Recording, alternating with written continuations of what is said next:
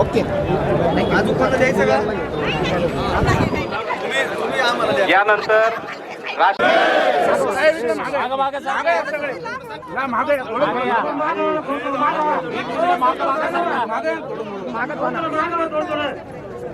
छत्रपती शिवाजी महाराज की आरक्षण आमच्या हक्काचं नाही कुणाच्या बापाचं, आरक्षण आमच्या हक्काचं नाही कुणाच्या बापाचं, कोण म्हणतं देणार नाही याच्याशिवाय राहणार नाही. एक मराठा लाख मराठा, एक मराठा लाख मराठा. एक मराठा. आता वेळ आहे एकजूट दाखवण्याची. यासाठीच का केला होता महाराजांनी अट्टहास स्वराज्याचा? दुसऱ्याच्या स्त्रियांना परस्त्रीला माते समान मानणाऱ्या महाराजांच्या महाराष्ट्रामध्ये आज तुम्ही आमच्या या बहिणींच्या डोक्यात काट्या टाकल्या, हे आम्ही कदापि सहन करून घेणार नाही. लाठीचार केलेल्या पोलिसांवर गुन्हे दाखल झालेच पाहिजेत. मुख्यमंत्री साहेब, आम्हाची मुर्द्यांना न्याय मिळायलाच हवा. आम्हाला आरक्षण मिळायलाच पाहिजे. आणि 2 रुपये किलो गहू आणि 2 रुपये किलो तांदळासाठी नाही मागत साहेब मराठा आरक्षण, पण वाघाच्या शर्यतीत आहेत ना, लांडगे पुढे नाचायला लागलेत म्हणून मागतोय. आमचा मराठ्यांचा बुरुज एका धक्क्याने नाही कोसळणार. आता संपूर्ण हिंदुस्थान बघेल मर्द मराठ्यांची ताकद.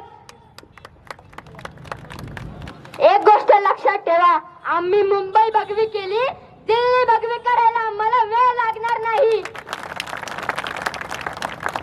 आणि महाराजांकडून शिकलो आम्ही संयम बांधायचं.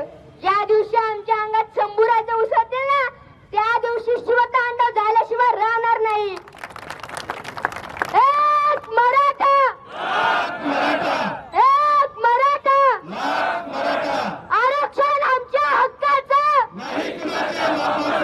आरक्षण आमच्या हक्काचं. आज आपल्याकडं आपल्या सर्व नगर जिल्हा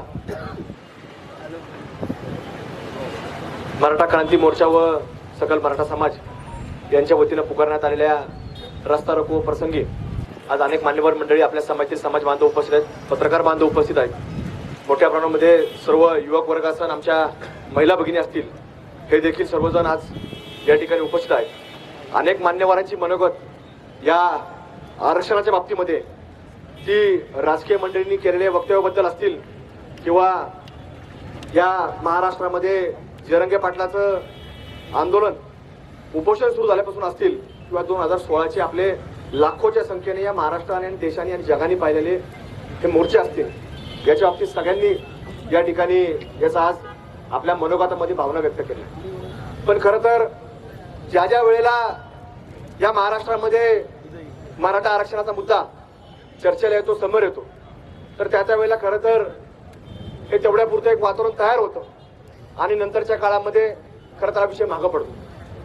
म्हणजे ज्या वेळेला 81 साली या प्रथमतः या महाराष्ट्रामध्ये या आरक्षणाच्या बाबतीमध्ये मुद्दा पुढे आला आणि नंतर हळूहळू नवीन विषय आला का हा विषय मागं पडत चालतो.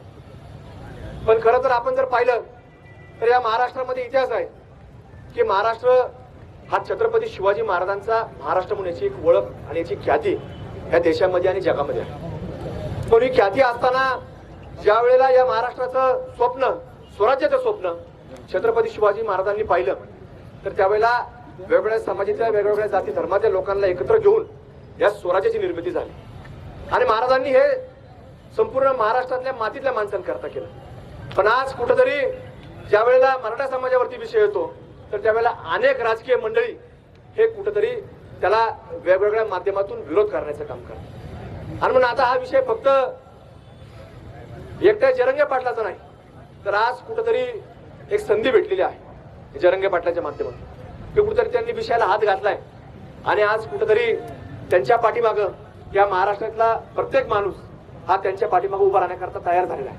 मग तिथं जरी आपण जर पाहिलं तर आज हजारोच्या नाही तर लाखोच्या संख्येने लोक आज त्या गावामध्ये आणि त्या जिल्ह्यामध्ये आज पोहोचत आहेत. आपल्याला देखील तिथं जरी आपण पोहोचलो नाही तरी ज्या ज्या वेळेला काही मराठा क्रांती मोर्चाच्या वतीनं असेल, सकल मराठा समाज नगर जिल्ह्याच्या वतीने असेल, ही जी संघटना ज्या ज्या वेळेला जे काही निर्णय घेईल तर त्या वेळेला आपण प्रत्येकाने खरं तर आपल्या आपल्या ठिकाणी ती भूमिका बजावली पाहिजे आणि त्याच्यातला कुठेतरी समाजाला एक न्याय हक्क मिळवून देण्याकरता आपण प्रत्येकाने उभा राहिला पाहिजे. आता या ठिकाणी अनेक काही राजकीय विषयाच्या बाबतीत देखील काही राजकीय मंडळींच्या वेळेला बोलणं झालं, पण खरं तर तुम्हाला सांगतो आता राजकारणी मंडळी काही वेगवेगळ्या विषयाला सातत्याने बळी पडतात. तुम्हाला सांगतो म्हणजे काही विषय आला की कुणी ह्या सत्तेत जातं, कुणी त्या सत्तेत जातं.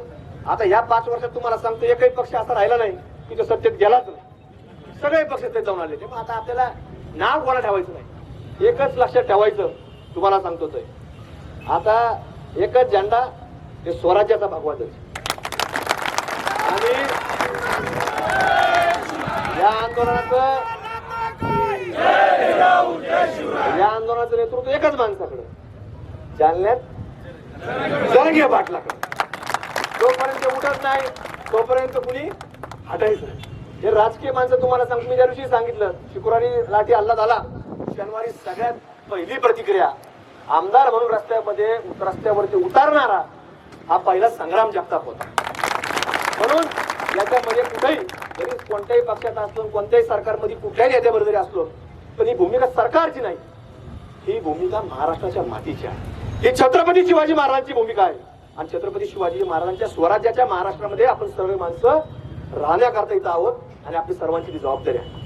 आणि उद्याच्या काळामध्ये आपल्याला सर्वांना ती भूमिका बजावत असताना वेळ प्रसंगी मी त्या दिवशी सांगितलं की या सरकारची जरी संघर्ष करायची आली तरी ती करण्याची तयारी आपली या महाराष्ट्राच्या मातीमधून विशेषतः या नगर जिल्ह्यामधून असणार. त्यामुळे आपण ती मागं पुढे पाहणार नाही आणि म्हणून आपण प्रत्येकाने आता कोणावरही तुम्हाला सांगतो दोळी पाटील तुम्ही सांगितलं ती क्लिप, आता सगळ्यांनी सगळ्या क्लिप सगळे पाहते, पण तुम्हाला सांगतो आता क्लिपकडे लक्षात द्यायचं नाही. आपल्याला फक्त दिवसभर क्लिप पाहिजे जालन्यातून येणार आहे की काय निर्णय झाला आणि त्या क्लिपवर आपल्याला तुम्हाला सांगतो की भूमिका घ्यायची. बंधू आणि भगिनींनो, प्रथमतः आपल्याला जय जिजाऊ जय शिवराय.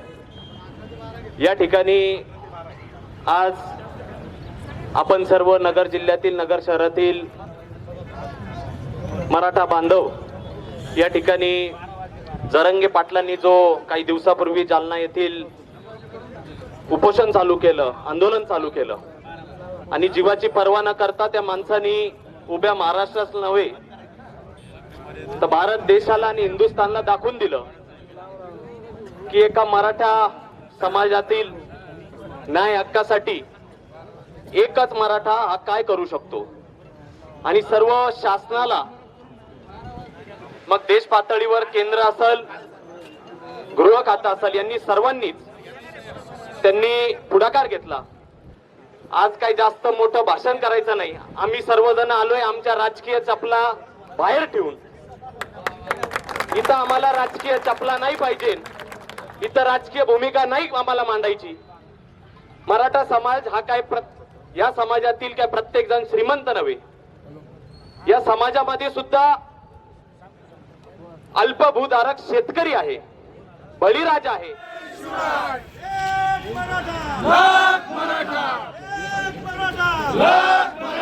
छत्रपती या देश महाराष्ट्राला चालवत आहे. तुम्ही आता सत्तेचा आणि आरक्षणाची चर्चा बंद करा.